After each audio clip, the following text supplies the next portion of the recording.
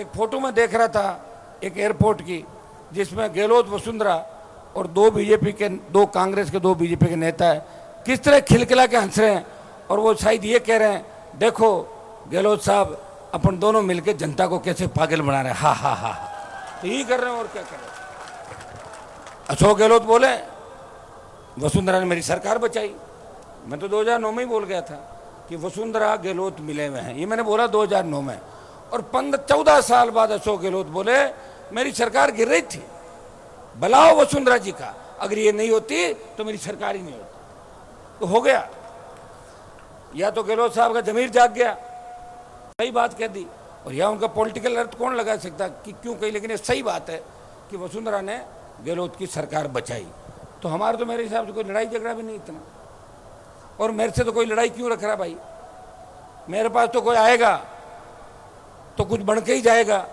क्यों, मैं तो 3 बार विधायक और सांसद रह गया, इस राजस्थान में पार्टी बनाई, देश में प्रधानमंत्री के साथ ऑल पार्टी मीटिंग में बैठता हूं, इस देश के किसानों की आवाज उठाता हूं। किसान आंदोलन का नेतृत्व पंजाब ने किया, लेकिन अग्निपथ जब आया देश के अंदर, एक सांसद बोला कि सेना के सम्मान को हम ऐसे लज्जित नहीं होने देंगे। सेना के सम्मान में आरएलपी पार्टी मैदान में आई, उसने अग्निपथ का विरोध किया। मेरे छोटे भाइयों को सेना के अंदर उसी तरह रैलियों के माध्यम से भेजेंगे जो पहले होगी। पंजाब ने किसान आंदोलन का नेतृत्व किया, लेकिन जवानों के आंदोलन का नेतृत्व राजस्थान का जवान करेगा, यह मैं आपको विश्वास दिलाता हूं।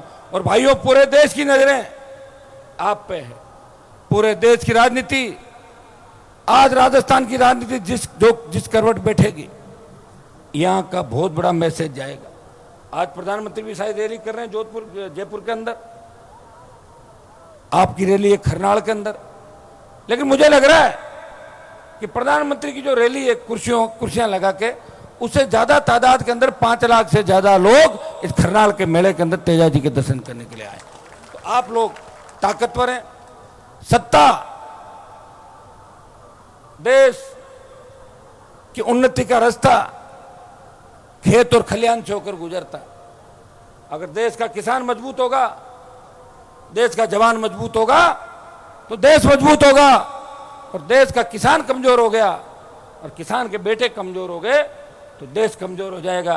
मैं नौजवानों को संदेश देना चाहता हूं, आप तेजाजी महाराज की धरती पे, तेजाजी महाराज की धरती के, तेजाजी तो पूरे लोक देवता थे सारे किसान कौम के, मध्य प्रदेश से लेके पूरे देश के अंदर।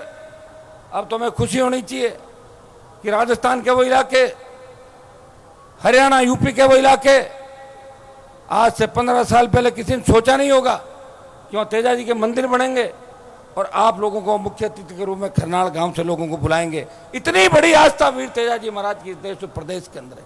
तो भाइयों, अपनी ताकत को पहचानो, अपनी शक्ति को पहचानो।